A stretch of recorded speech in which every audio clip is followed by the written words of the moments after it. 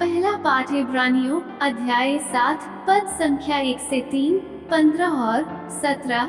जब इब्राहिम राजाओं को हराकर लौट रहे थे, तो सालेम के राजा और सर्वोच्च ईश्वर के पुरोहित वही मेल्खीसेदेक उनसे मिलने आए और उन्होंने इब्राहिम को आशीर्वाद दिया। इब्राहिम ने उन्हें सब चीजों का दशमांश दिया। मेल्खीसेदेक का अर्थ है धार्मिकता का राजा।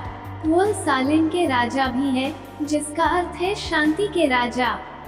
उनके न तो पिता है, न माता और न कोई वंशावली।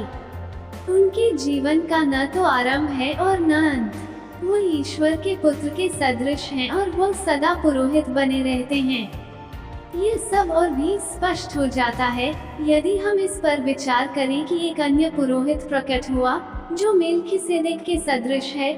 उसके विषय में धर्मग्रंथ यह साक्ष्य देता है, तुम मेल्खीसेदेक की तरह सदा पुरोहित बने रहोगे। सुसमाचार मार्कुस अध्याय 3 पद संख्या 1 से 6। ईसा फिर सभागृह गए। वहाँ एक मनुष्य था जिसका हाथ सूख गया था। वे इस बात की ताक में थे कि ईसा कहीं विश्राम के दिन उसे चंगा करें और वे उन पर दोष लगाएं। ईसा ने सूखे हाथ वाले से कहा, बीच में खड़े हो जाओ। तब ईसा ने उनसे पूछा, विश्राम के दिन भलाई करना उचित है या बुराई, जान बचाना या मार डालना? वे मौन रहे। उनके हृदय की कठोरता देखकर ईसा को डर हुआ और वह उन पर क्रोध भरी दृष्टि दौड़ाकर उस मनुष्य से बोले, अपना हाथ बढ़ाओ। उसने ऐसा किया और उसका हाथ अच्छा हो गया। इस पर फरीसी बाहर निकलकर तुरंत हेरोदियों के साथ ईसा के विरुद्ध परामर्श करने लगे कि हम किस तरह उनका सर्वनाश करें। मनन चिंतन। कलीसिया का संचालन एक कानून के अनुसार होता है जिसका नाम है कैनन लॉ। इस कानून में सारे नियमों का विवरण देने के बाद अंतिम अनुच्छेद में संकेत किया गया है कि आत्माओं की मुक्ति, जो कलीसिया का सर्वोच्च कानून है, सभी को सदा याद रखना है, जिसका अर्थ है कि किसी भी नियम कानून का वास्तविक उद्देश्य जीवन की रक्षा और मानव मूल्यों को बढ़ावा देना है। मानव जीवन एवं मानव मूल्य किसी भी नियम कानून से बढ़कर हैं।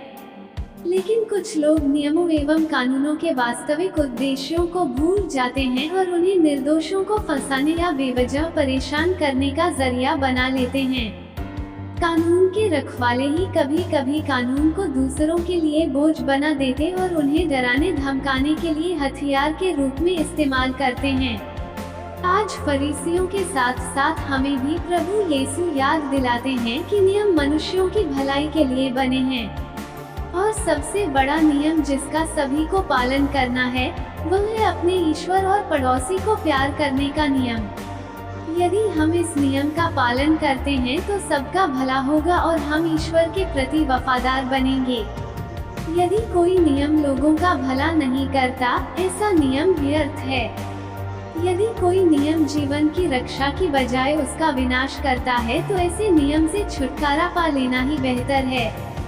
प्रभु यीशु ने सभागृह में उस सूखे हाथ वाले को विश्राम दिवस के दिन भी चंगा किया, क्योंकि उनके लिए मानव जीवन की गरिमा को पुनः बनाने एवं नवजीवन प्रदान करना उनके लिए सर्वोच्च था। वह स्वयं नया नियम स्थापित करते हैं। आमीन।